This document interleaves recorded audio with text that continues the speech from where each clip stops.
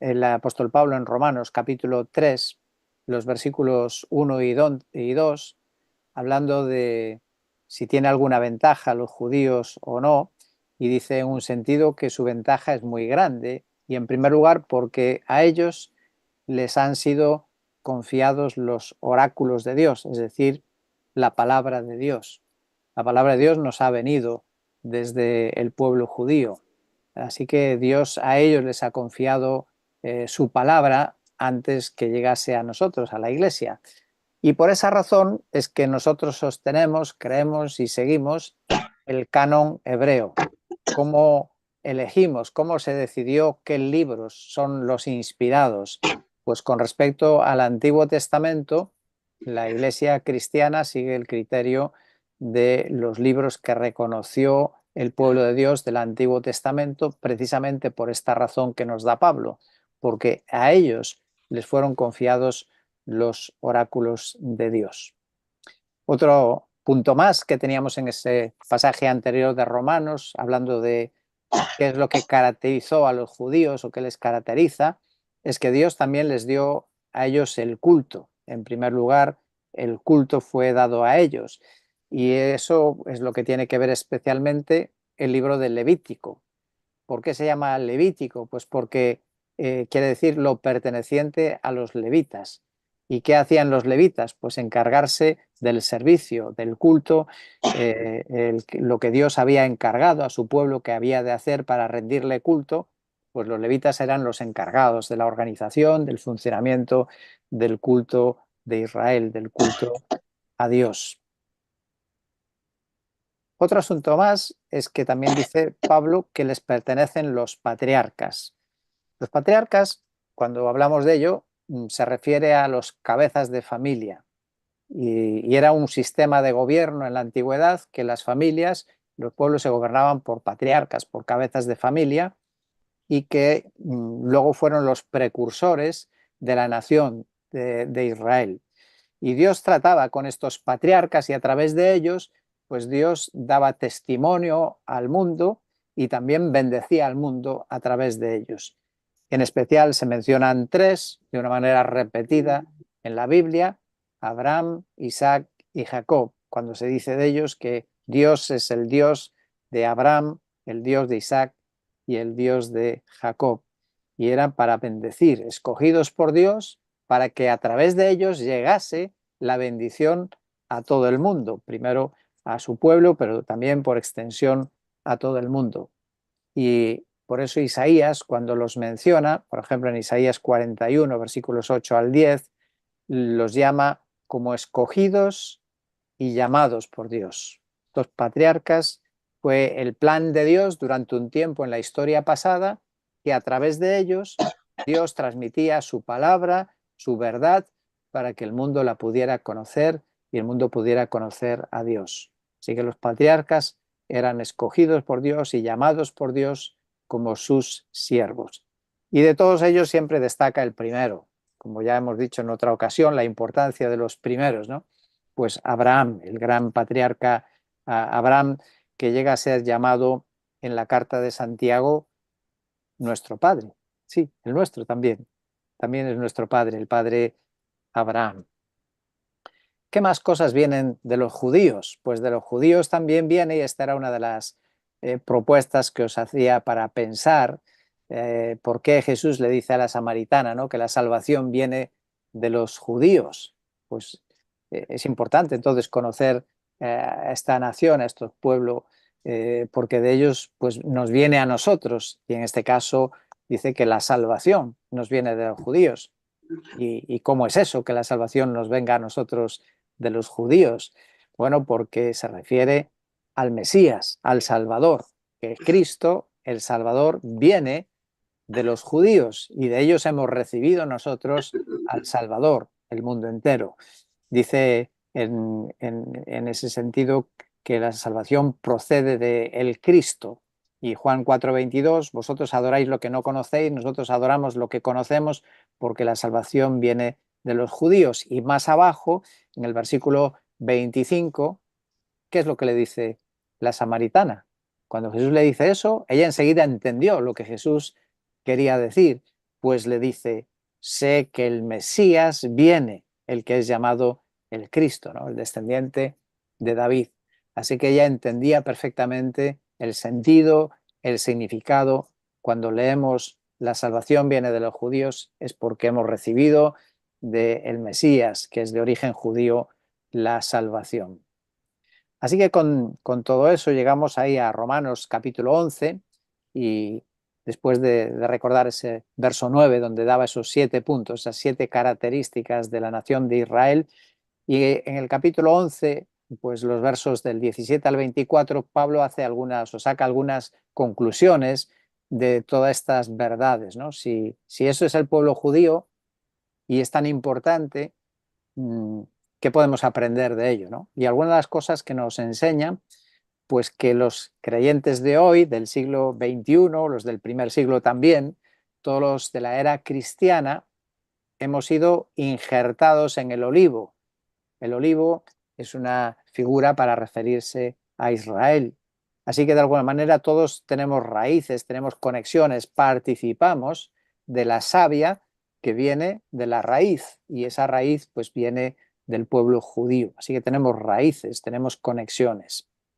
Quizá otra verdad que Pablo destaca en ese capítulo 11 de Romanos es que a la vista de todo lo que nos vino a nosotros desde los judíos, no debemos de ser arrogantes. Y es verdad que ellos por su desobediencia, pues usa esa figura Pablo diciendo que fueron ramas desgajadas, ¿no? Arrancadas, pero esas ramas también pueden ser injertadas igual que nosotros hemos sido injertados. Así que no tenemos nada de que ser arrogantes con respecto a los judíos como si fuéramos mejores o superiores a ellos. Y quizá una tercera lección que Pablo incluye en ese pasaje es que debemos de aprender de las consecuencias serias de desobedecer a Dios. Dios dejó aparcado a un lado el trabajo con el pueblo judío por su desobediencia y por eso pues ahora nosotros somos la iglesia, el pueblo de Dios, donde somos tanto judíos como gentiles. ¿Qué decir de los gentiles, de este otro grupo de personas? Están por un lado los judíos, ahora hablamos de los gentiles, de los que se menciona muchas veces en la Biblia, a veces en el Nuevo Testamento se usa también el término griegos en contraste con los judíos. ¿Cuáles serían las características del pueblo gentil, del mundo gentil? Bueno, en la profecía casi siempre se habla en ese sentido de contraste, los judíos y los gentiles. Eh, con respecto a los gentiles, Dios también tenía algo que decir, aunque él, su testimonio fue a través de la nación de Israel al mundo, pero en algunos momentos Dios tuvo mensajes específicos para para los gentiles, de parte de los profetas, ¿no? Usando a los profetas de Israel. Quizá el más llamativo, el más conocido, uno de los más conocidos o de los dos más conocidos, pues es el caso del profeta Jonás, enviado a Nínive, que no era una nación, no pertenecía a la nación de Israel, eran gentiles, y Dios tuvo un mensaje para ellos. También algunos pasajes de los profetas encontramos mensajes dirigidos a las naciones que rodeaban a la nación de Israel. Y otra, pues muy conocida, importante, es la profecía de Daniel. Y Daniel dio un mensaje para el pueblo gentil en esa visión, ese sueño, donde hablaba de los futuros reinos del mundo que tendrían predominio, que dominarían la historia, y ahí hablaba de Babilonia, los medos, los persas, los griegos, los romanos. Toda la historia del mundo gentil está ahí resumida. ¿Qué más caracteriza a los gentiles?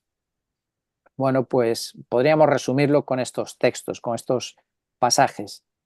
¿Cómo son los gentiles, los que no son judíos? Pues Pablo los define en Efesios como separados de Cristo, estaban excluidos de la ciudadanía de Israel, porque claro, no eran israelitas, extraños a los pactos de la promesa, pues los pactos también eran de Dios para su pueblo Israel, y por lo tanto sin Dios, sin esperanza en el mundo.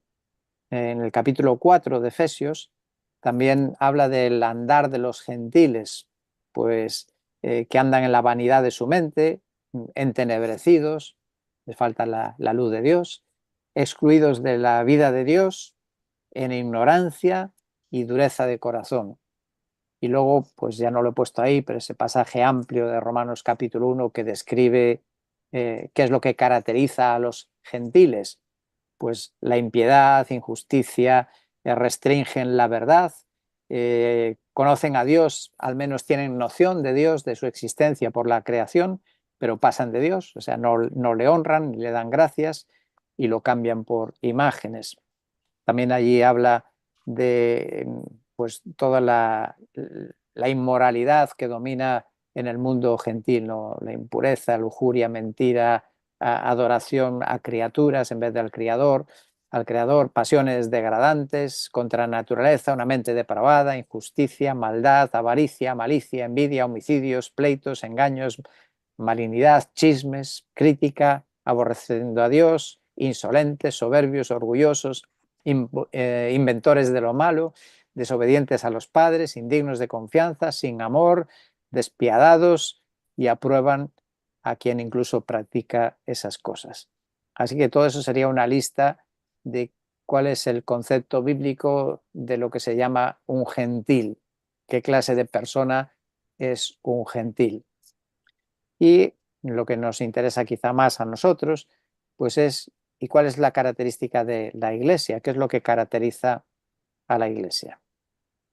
Bueno, pues por diferencia con los judíos, con Israel y también con los gentiles, la Iglesia, este nuevo pueblo de Dios, formado tanto de gente que procede de los judíos como de los gentiles, pues algunas de sus características serían estas, las siguientes. Pues formamos el cuerpo de Cristo, del cual Cristo es la cabeza. Y este es un concepto nuevo, es un concepto novedoso porque no se encuentra en el Antiguo Testamento. Nunca Dios llama al pueblo del Antiguo Testamento su cuerpo.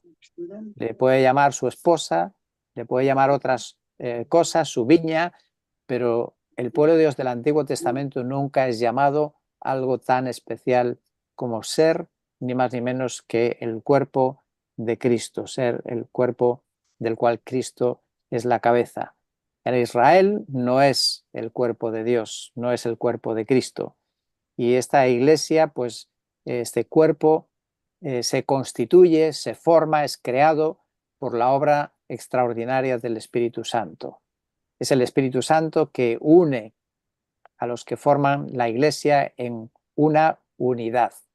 Efesios 4, versículo 3, dice que tenemos que esforzarnos en preservar la unidad del Espíritu y está dirigiéndose a la iglesia. No dice que los creyentes tenemos que esforzarnos en unirnos para ser iglesia. No, la unidad ya existe. Lo que tenemos que esforzarnos en preservar esa unidad, no estropearla, no levantar divisiones dentro de esa unidad que el Espíritu Santo ha construido. Y también 1 Corintios 12, versículo 13, enseña que esa es la obra del Espíritu Santo cuando nos convertimos, lo que se conoce como el bautismo del Espíritu Santo. Dice, pues por un mismo Espíritu todos fuimos bautizados en un solo cuerpo, ya judíos o griegos, ya esclavos o libres, y a todos se nos dio a beber del mismo Espíritu. Así que este es un pueblo de Dios nuevo, diferente con respecto al Antiguo Testamento, porque forma esta unidad especial que crea el Espíritu Santo. Ya dijimos en otra ocasión que también la Iglesia está formada por judíos y gentiles. El trasfondo tanto de un pueblo como de otro forman el nuevo pueblo de Dios que es la Iglesia. ¿Por qué? Pues dice Efesios 2, por la sangre de Cristo. Es la que ha redimido, nos ha comprado de toda tribu, nación y lengua. Y luego otro concepto, otra característica de la Iglesia del Nuevo Testamento es que es llamada la esposa de Cristo, en Efesios capítulo 5. Y eso habla de un vínculo, una unión especial y única que tiene la Iglesia con el Hijo de Dios, con Cristo, la relación de ser su esposa, algo único, superior a cualquier otro vínculo, a cualquier otra unidad, otra relación que pueda haber entre Dios y seres humanos. Y con eso en mente, os proponía otra pregunta más. ¿Cuál dirías que es la misión especial de la Iglesia? Y claro, apoyarlo con algún texto bíblico. Bueno, hay la misión de la Iglesia, podemos definirla quizá de muchas maneras, pero quizá como algo especial podría ser esta que encontramos en Efesios capítulo 1, una misión específica de la Iglesia. Y podríamos resumirla en la frase de manifestar la gloria de la gracia de Dios. Esto no lo pueden manifestar los creyentes del antiguo pacto. Eso es algo que es superior en el nuevo pacto, manifestar la gloria de la gracia de Dios. Y ahí pues tenéis la porción de Efesios capítulo 1 donde dice que Dios nos predestinó para eso, entre otras cosas, para alabanza de la gloria de su gracia. No solamente de la gloria de Dios, sino específicamente la gracia de Dios. La gracia de Dios ha estado desde Génesis 1 hasta nuestros días, pero se ha manifestado de una forma especial en la obra de Cristo para con todos aquellos que somos redimidos. Por eso insiste, las riquezas de su gracia que ha hecho abundar nosotros, para con la Iglesia. También en el capítulo 2 habla de este propósito especial de la Iglesia. Dice, a fin de mostrar en los siglos venideros las sobreabundantes riquezas de su gracia, porque por gracia habéis sido salvados por medio de la fe, y esto no de vosotros, sino que es don de Dios y no es por obras. Así que si algo tiene especial que ha de mostrar la Iglesia, es la gloria de la gracia de Dios, de su gracia para con nosotros. Y eso nos conduce a la pregunta siguiente que os hacía, que es, ¿cuáles dirías que son los privilegios de la era cristiana? ¿Qué privilegios tiene el pueblo de Dios de la era cristiana con respecto al pueblo de Dios del Antiguo Testamento? Bueno, seguro que habéis pensado, y si no habéis tenido tiempo lo estáis pensando ya, que la lista puede ser bastante grande. ¿Qué privilegios tienes tú y tengo yo como pueblo de Dios gracias a la venida de Cristo? Bueno, pues os voy a sugerir algunos. A ver si los tengo por aquí. Bueno, creo que no he apuntado todo, pero no he apuntado la lista. Vale, pues os lo voy a decir, las que yo apunté, algunas de las bendiciones, de privilegios que tenemos. Por eso nuestro llamado es hablar de la gloria, de la gracia de Dios. Pues somos, lo decíamos antes, el cuerpo de Cristo. No hay nadie, ningún otro ser humano en la historia que sea cuerpo de Cristo más que la Iglesia. La redención no por obras. No tenemos que hacer nada para ser redimidos, para ser salvos. Los antiguos se exigían una serie de acciones para poder ser considerados justos. Nosotros es por pura gracia, todo por la gracia de Dios. Otro privilegio, otra bendición extraordinaria, pues la presencia permanente del Espíritu Santo en nuestra vida. Los antiguos, solo algunos, venía el Espíritu Santo sobre ellos y a veces venía un tiempo y se iba. En el creyente del nuevo pacto, el creyente en Cristo tiene permanentemente la presencia de Dios mismo en el Espíritu Santo en su vida. También participamos de la resurrección de Cristo. Dice Pablo que hemos sido resucitados con Cristo y estamos sentados en lugares celestiales. No tenemos ritos, tenemos dos ordenanzas que son el bautismo y la cena del Señor, pero no hay más ritos. Por eso nuestro culto debe ser sencillo, porque no se trata de ritos, sino de la relación con Dios.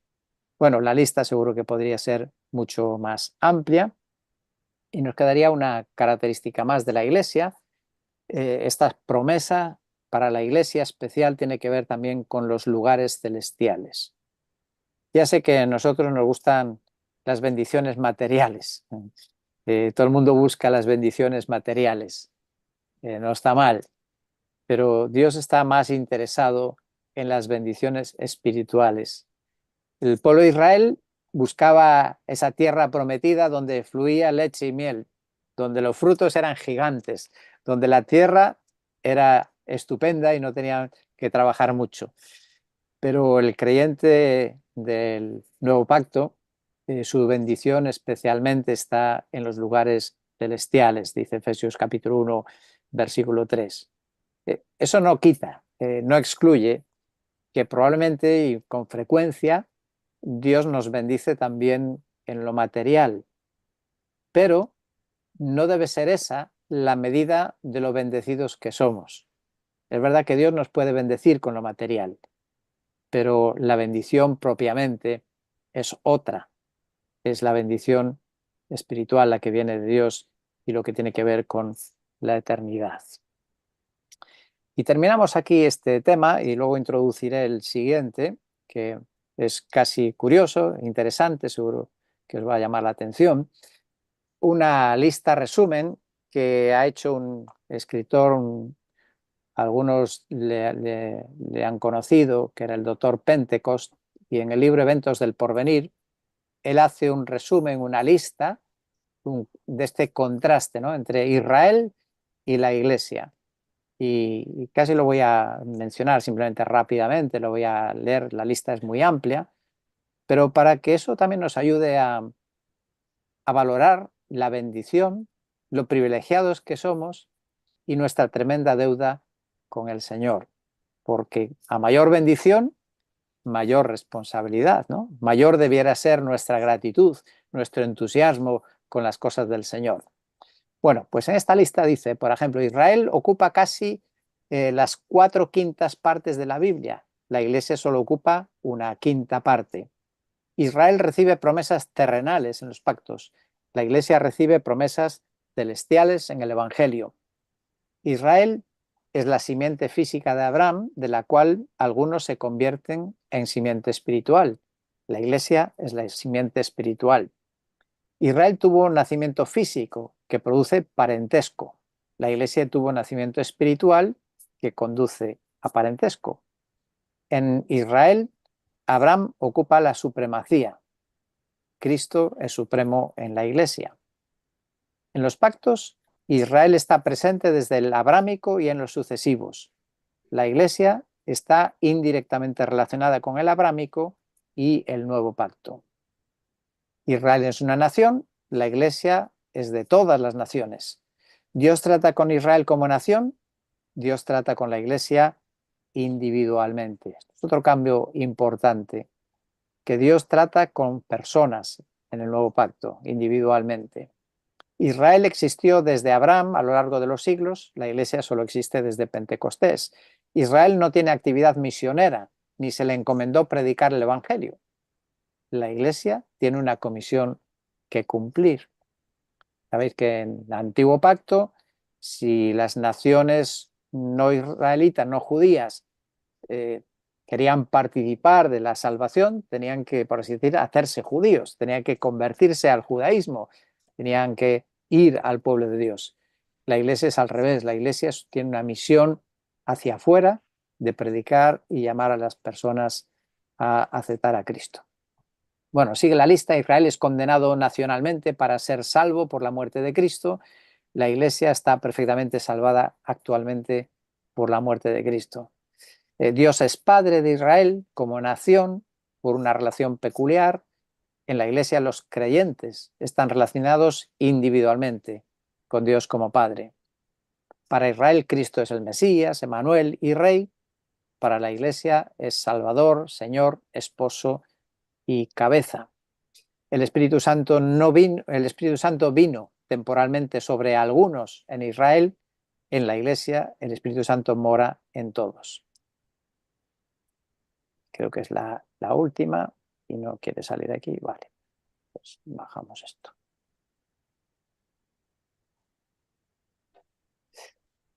Israel tuvo la ley mosaica como sistema de gobierno. La Iglesia tiene el sistema de la gracia. En Israel no tiene ninguna capacidad divina. La Iglesia es morada de Dios en espíritu. El discurso de despedida de Cristo para Israel fue el de los olivos, pero el de la Iglesia fue en el aposento alto. Para Israel, Cristo vendrá con poder y gloria para hacer juicio, pero para la Iglesia vendrá para tomarla consigo.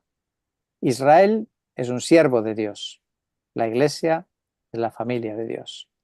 En el reino terrenal de Cristo, Israel será súbdito. La Iglesia será corregente, es decir, reinará con Cristo. Israel tuvo un sacerdocio. La Iglesia es sacerdocio, es decir, todos son sacerdotes. Israel fue la esposa infiel. La Iglesia es la esposa del Cordero.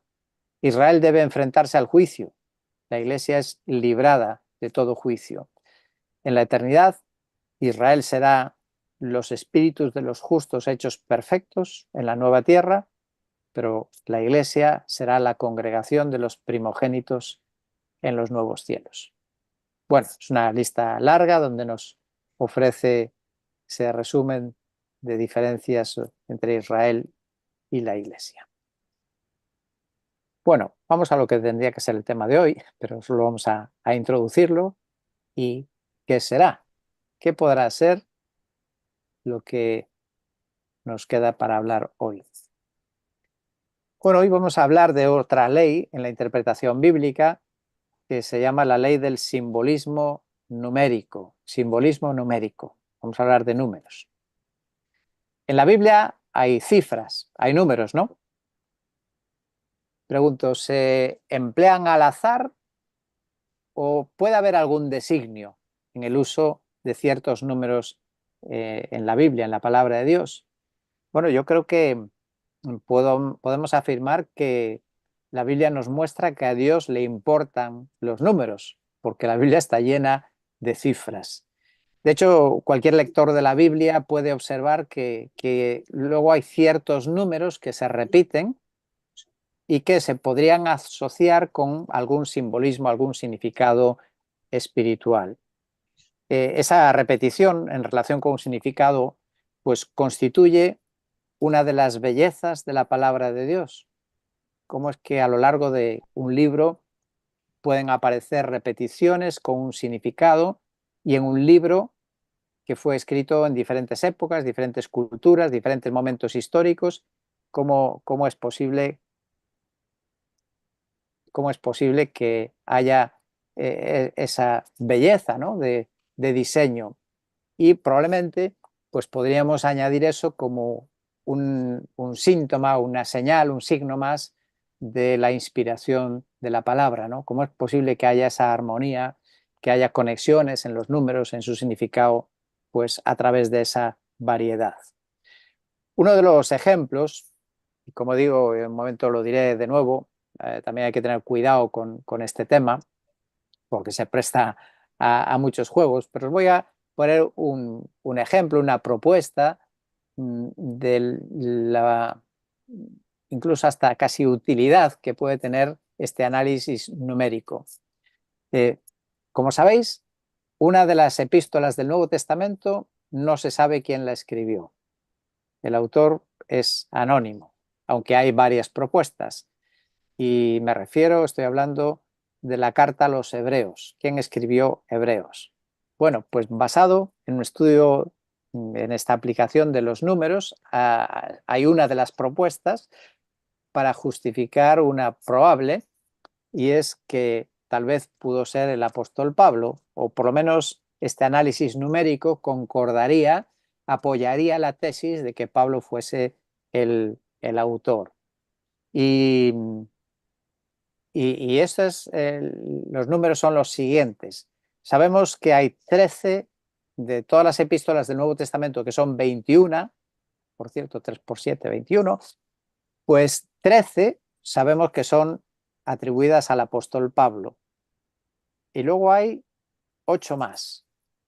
Si atribuimos a Pablo la carta a los Hebreos, tendríamos 14 de Pablo, que es 7 por 2, y luego quedarían otras 7 que son de otros autores.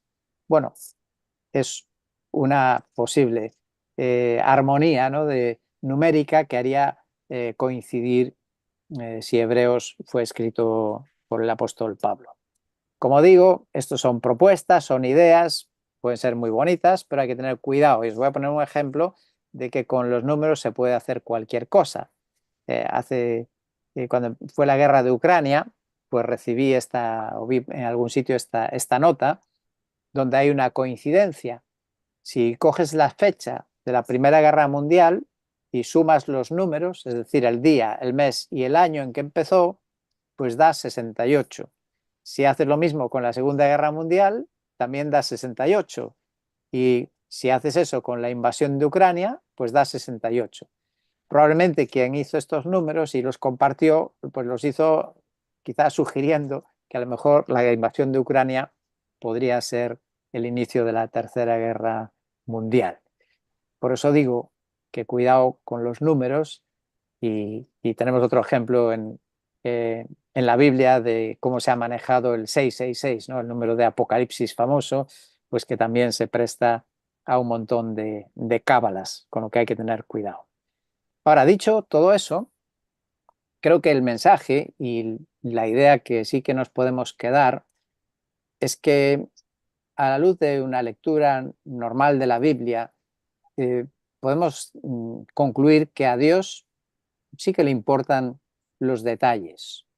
A Dios le importan los detalles. Y entre esos detalles le importan también los números, porque Dios pues usa muchas veces las cifras y los números. Esa era otra de las tareas que os proponía pensar. ¿En qué asuntos vemos que Dios pues hace referencias, ¿no? Parece que le importan las cifras y los números. Y aquí sí que creo que tengo la lista, pues algunas. Estas solo son algunas de las cosas donde vemos ese énfasis en los números, en las genealogías, en darnos la edad de las personas, las medidas del arca de Noé, los detalles del tabernáculo, detalles de las vestiduras de los sacerdotes, las fronteras de cada tribu, los cargos de las personas, los censos también, inventarios. Hay un inventario en Esdras capítulo 1, por ejemplo, de los tazones, cuchillos, tazas y vasos de Persia que fueron donados. También listas de personas que regresaban del exilio, cuántas personas se alimentaron, ¿no? Con el milagro de los panes y peces, pues nos dice no solamente cuántas personas, sino también el detalle de cuántas cestas de sobras se recogieron, ¿no? El número de convertidos el día de Pentecostés, pues bueno, pues ahí también nos da cifras, o las medidas de la Jerusalén celestial. Entonces yo me pregunto, pienso, por algo será que Dios nos ha dejado para nosotros pues toda esta información y todos esos datos.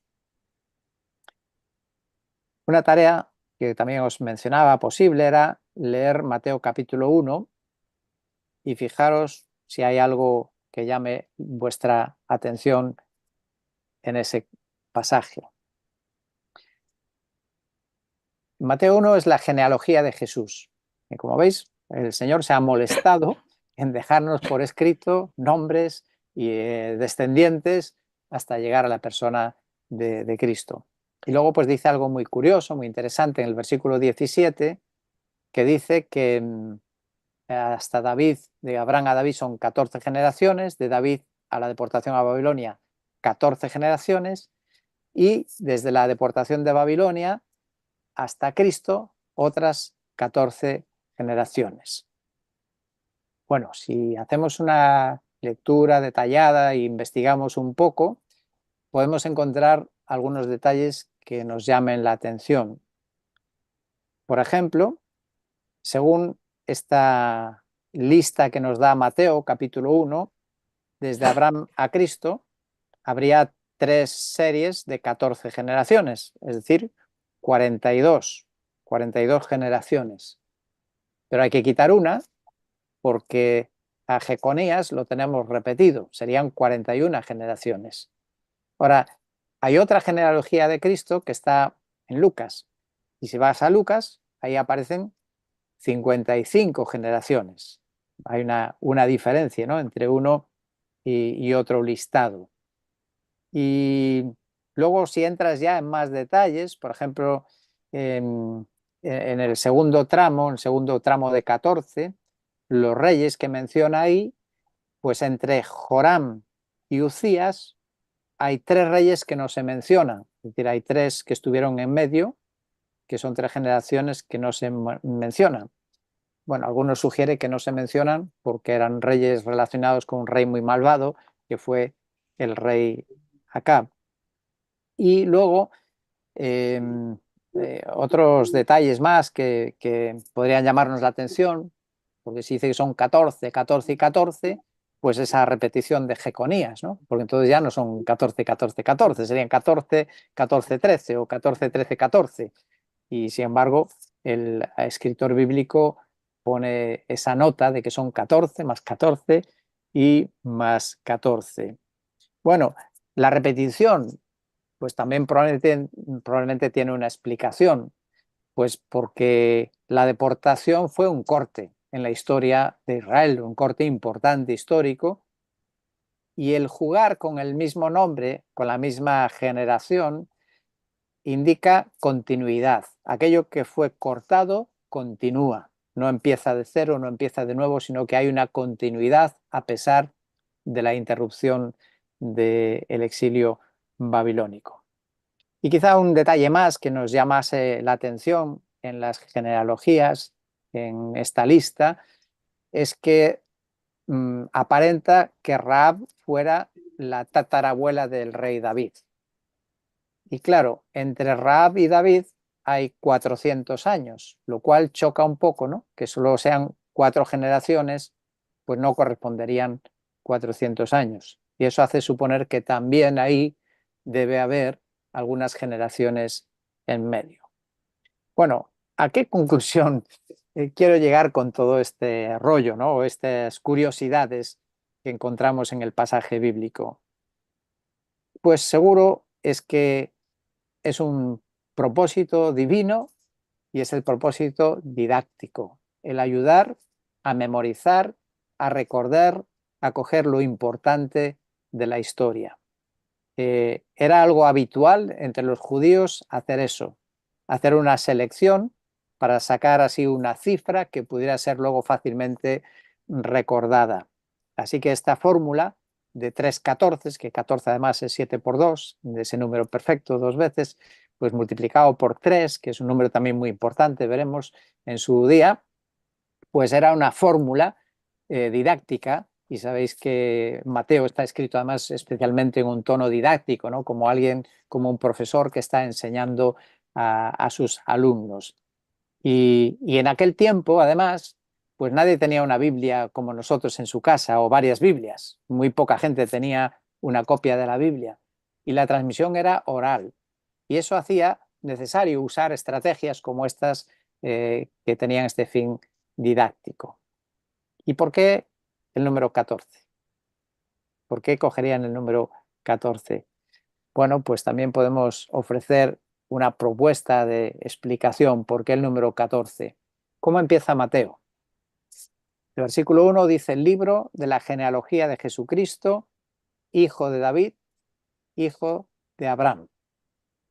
Bueno, evidentemente a hijo significa descendiente, porque mm, Jesús no era hijo natural de David, hijo directo, sino un descendiente, y lo mismo que David de Abraham.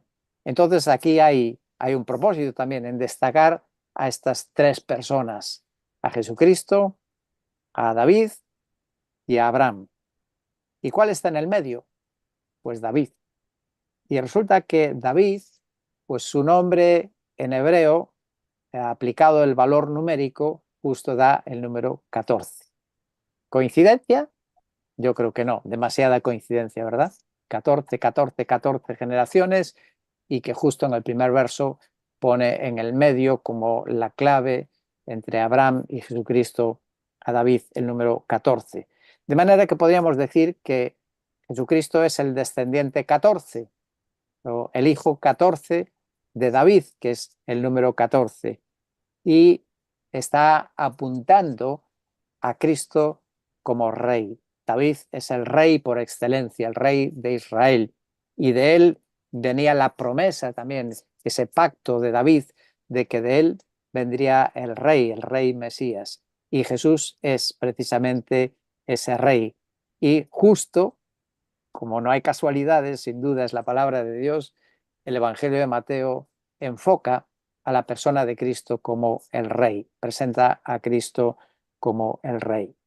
Así que yo creo que hay significados, le puedes llamar curiosidades, pero creo que forman parte de la riqueza, de la belleza que encontramos en la palabra de Dios y que podemos atribuir pues algún significado a algunos de los números que encontramos en la Biblia.